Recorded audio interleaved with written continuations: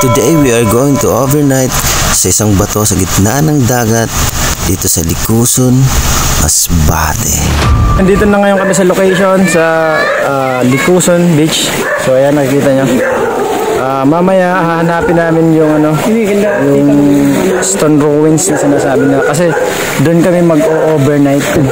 Yun ang challenge namin this night.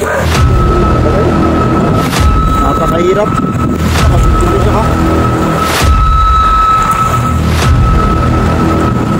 Wow, galing. Guys.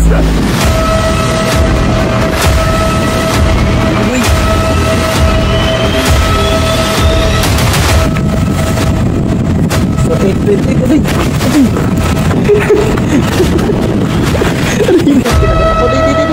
Sa taas ng bato. Bigay lanit. Panibagong content to. And syempre collaboration with Nyoko TV. Wow! What's up, guys? And so papunta kami ng Licuson. Try namin mag-overnight dun sa may bato, sa may stone ruins na tinatawag nila. Ito yung maganda guys kasi wala kaming idea sa lugar. Mga challenge talaga kami. Challenge. Makakapa kami kung anong mangyayari. So hopefully na sana walang mangyaring masama. And maging success ang vlog na to para sa susunod na content natin. Comment kayo kung anong lugar ang pwede natin puntahan naman. Game kami sa sa mga horror. Kung may request kayo dyan, mga haunted house, mga abandoned na mga kahit dyan, mga creepy na lugar. So game kami dyan. Overnight challenge sa mga ganyang lugar. Comment lang kayo kung saan lugar. At para makarating sa location ay nagbiyahe lang naman kami ng mga more than 20 minutes from Barangay Bagong Bayan to Licuson, Mubo, Masbate. At dahil nga prinang ako ni Nyoko TV, ayun tuloy, inabot kami ng gabi. Jimboy in the house. Ang usad sa nagprank. Grabe, kinabahan ako doon Pauna ako mapapatrobol, masakit ang likod ko. Ano ko, baralbaga na naman. Grabe, prinang ako, grabe. The best Nyoko TV Abangan nyo na lang ang upload. Abangan nyo na lang ang upload niya sa prank sa page niya. Grabe. Wala kong balos. Pagdating agad namin sa location ay sobrang dilim na pala. Nag-ayos lang kami ng konti ng aming mga gamit. At ayan, nandito na kami. Ito na pala yung gate papuntang Licuson Beach. So pag enter namin, nakita ko agad yung white sand. Sobrang ganda pala dito at first time ko palang makarating. So hinanap ko agad yung bato na pag-overnight namin. Sabi ni Jimboy, nasa dulo pa daw. Nasa gitna siya ng dagat. Okay, nandito na ngayon kami sa location. So time check 6:50. So ngayon pwede na namin simulan yung overnight challenge namin. At habang naglalakad kami ni Nyoko ay nag-uusap kami sa mga possible na mangyari. Pero hindi namin inisip yon dahil nga iniisip namin na sana maging successful ang vlog namin kasi ito yung first time namin na collaboration at overnight challenge extreme vlog.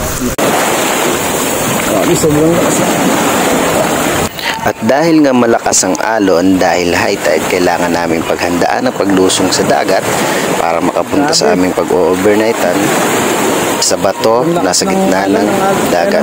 Sobrang nakakatakot, medyo creepy ang lugar nito kasi puro bato, puro malalaking bato ang nakikita namin na nakapalibot sa amin at mga malalaking puno sa gilid ng pangpang. Mga brother, so first time natin napunta dito. Grabe pala, ang ganda. At nandito na nga sa harap namin yung bato. Medyo malayo, kailangan namin lumusong sa dagat, kailangan naming mabasa. So sinimulan ko ng lumakad pero nag-alangan ako dahil ang lakas ng alon, mababasa lahat ng pati bag ko, yung short ko, so kailangan kong magbihis. Agad-agad na rin akong bumihis para lumusong sa dagat. Hindi namin alam kung ano ang makakaharap namin. Possible na pwedeng mangyari makakalaban namin ay ang kalikasan. Kasi sobrang... Ay, sabing dalog ay, mata. Guys, pag matapos, mga brother, pag matapos namin challenge, overnight challenge, dapat nakapalo na kamo ha.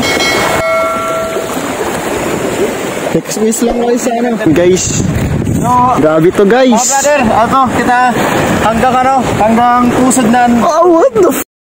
Hanggang nagumagana itlog ko sa lamig. Oh, at dahil sobrang dilim ng paligid, halos wala akong makita dahil ang dagat ay nasa pusod ko na. Sabi pa nila marami daw ditong walo-walo. So kinakapa ko ng paa ko yung mga bato dahil sobrang dulas. Ano pa kaya? Ano pa kay bato? Diba saan ang bag mo? Saan ang bag mo? Oo. May udo. At medyo sinwerte pa kami ng kaunti dahil may nakauslit na bato. So natungtungan pa namin, ginawa namin tungtungan kasi medyo malayo pa ng kaunti yung bato na pag-overnight namin. May sirena guys.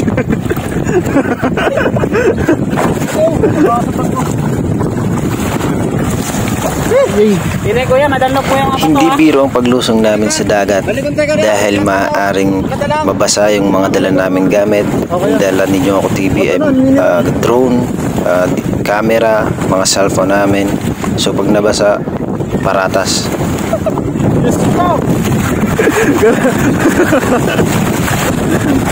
Alat lang ka, balikan tayo.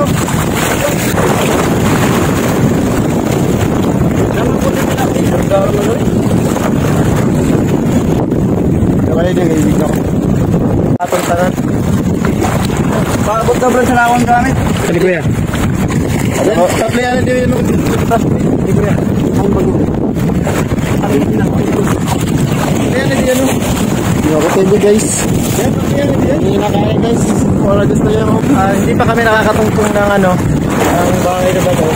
Grabe nang sinabit namin eh. Basang-basang pa sa mga bag. Ada pa si Jimboy. Okay guys. Dalawa yan. Grabe sinabit namin. Pero challenge yun eh. Kung wala mo na map. Para sa inyo. Sana yung post yun. At narating na nga namin ang bato. Ngunit wala kaming makitang pwedeng maakyatan. Naghahanap kami ng pwedeng maakyatan dahil wala talaga kahit matungtungan man lang. Nagpasya si Nyoko TV, tungtungan ako sa likod upang isa sa amin ay makaakyat. Pagsakat na siya guys. Pag-akyat namin, ito agad ang tumambad sa amin. Napakatirik na para bang nakakatakot sumilip sa paibaba dahil nasa taas nga kami ng lighthouse. Tapos parang luma na yung mga breeze sa gilid at napakatahimik ng lugar. Sobrang creepy niya and nakakatakot talaga siya. Tapos yung lighthouse naman, eto, ayan, yung mga salamin niya, yung bintana is basag-basag na din. Siguro sa mga pumupunta dito, mga tumatambay, ewan ko lang. Tapos maraming vandalism. Ayun nga mga brother, sobrang hirap umakyat dito. Basa kami lahat, apat kami. Yung iba sa amin walang brief, hubad talaga. So syempre hindi natin pwede pakita sa camera. Ayan si Nyoko. May damit na. Pero siya prepared. Alam niyo, ibahin niyo ako. Ibahin niyo ako, baka niyo ako to. Yun nga, marami kaming kulang. Wala kaming plato, pero may pagkain kami guys. Siyempre hindi pwedeng walang pagkain. Mamamatay tayo dyan. Then dito tayo sa gitna ng dagat. And overnight siyempre. Nagsikain muna kami para yung gutom namin ay may impasan. Dahil overnight kami dito. Isang kainan lang to. Isang beses lang kaming kumain. Hindi kami nakapagdala ng kahit anong gamit or kahit butane na makapagluto man lang or mga dilata, wala. So tutong kami dito. So kanina tapos na kami magkaon. So libuton na kanina parang lighthouse ano. Di. Grabe na antik. Yun antik. Ayan o, yung damo. Ano? Dali. Di ba? Maraming antik kasi maraming ano. Maraming antik. May puno. May puno siya sa... Kinagat ako. Day. Sa taas ng bato. Day, lanit. Ito. Makapokus kapag ano? Ayan o. Para kagagat ako. Dito na kami ngayon sa tuktok. So, time check. Day, grabe natin. So, 8:28. Day. Suko to. So, tambay na lang kami. Ayan na, time check. So, oras natin ngayon is 9:19. So, alas 9 na. Tambay na lang kami dito kasi nasa gitna kami ng dagat. Yung stone ruins. Bukas ng umaga, papakita namin sa inyo kung anong itsura nitong lugar dito. Kasi dumating kami dito is gabi na. Medyo madilim na. Dumating kasi kami, basa na yung dagat. Kanina may narinig kami na boses. Pinabayaan na lang namin para hindi ngayon matakot. Inisip na lang namin nasa babang bayan lang kami. Ayan mga kasama natin. Ayan, kakasampa lang ng barko yan. Tapos sumampa na naman. Sumampa dito sa... Yung bahay na nasa labas. Hello? Okay, time check. 10:40 to. Nanonood kami ng Sarkaro. Shoutout sa Sark Idol. So, time check tayo. So, Nagising ako ng madaling araw dahil may kumalabog sa baba. 29. So, may natutulog kami. May tumunog sa baba. Ayan mga kasama ko.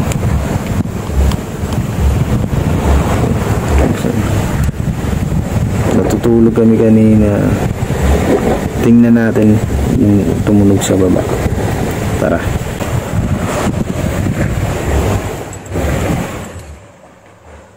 Pagtulog ko.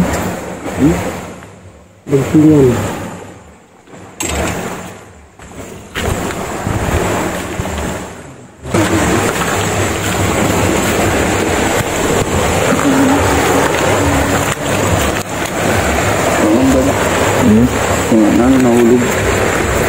Nahulog.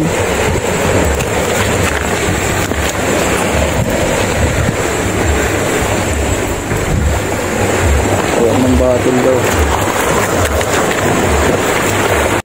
Pagkatapos nung kalabog sa baba, natulog ulit ako.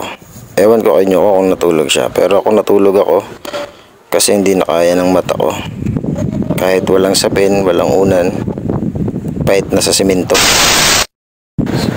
Makalipas ang 5 taon,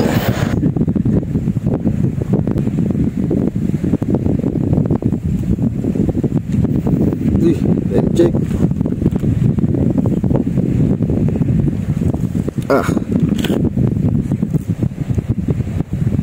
So 4:59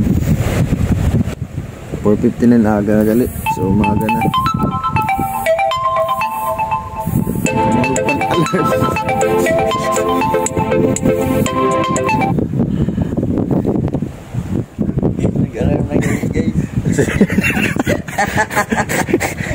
Loko lang mga guys. So alas 5 na. Adi naabot na kami sa alas 5. Ayan mga brother oh. Uy, shout out. Ayan, makikita nyo na yung view ngayon. Kasi kagabi sobrang dilim, hindi nyo makita yan. Papakita ko ngayon ano. Time check mga brother. So 5:21. Grabe, nalampasan namin ang challenge overnight. So wala pang sa putin natin yung dapat nagtulog. Sit up kita bro. Ay, doon na sa doon. Yan, doon kami natulog. Bago sa ito po, no? Ganda pala pag umaga. Kasi gabi-gabi dumating dito. Brother, ano? Blink na.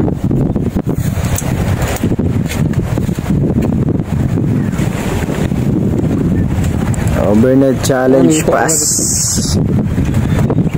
So natapos namin yung overnight challenge. Follow naman kayo para maka 5,000 followers tayo. At sa mga susunod na content, tuloy-tuloy na to ah!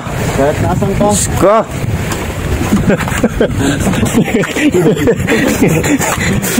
Check out na kami.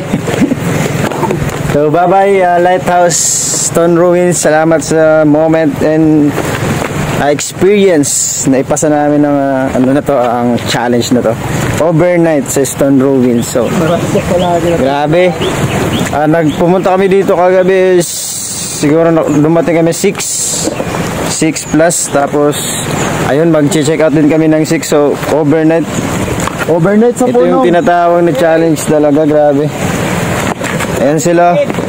So papauwi na kami and malaki pa rin yung Makisakay kita na ako, kuya. so high tide pa rin siya. Grabe, ito makakarigo na naman kami para makakadto sa pangpang. So grabe talaga yun na experience. Iwara mo kung taga dili na ulo na ano. Ano ka? Nako? Karigo? Alambag pa rin pag... Okay, wala tayong choice. Grabe na. Naliligo talaga tayo. Let's go! Let's go! Sarap sa mga na naipasa natin yung challenges. Overnight challenge at likusan mo bumasbate. Sana gawin nyo rin to kasi napaka saya sa puso dahil kasama mo yung mga kaibigan, tapos mahal mo yung trabaho mo, gustong-gusto mo yung ginagawa mo. I-enjoy lang natin yung buhay natin. Huwag natin nakasayin ng mga bawat segundo, minuto, oras. Enjoy lang tayo. Huwag natin sayangin ang ganda ng ating lugar. Dahil kahit kailanman lumipas ang panahon, mawala man ang mga tao, itong lugar na to ay iiwan. Bawat alaala ng mga tao na pumunta dito. Next vlog naman tayo. Next natin yung isa. Cemetery.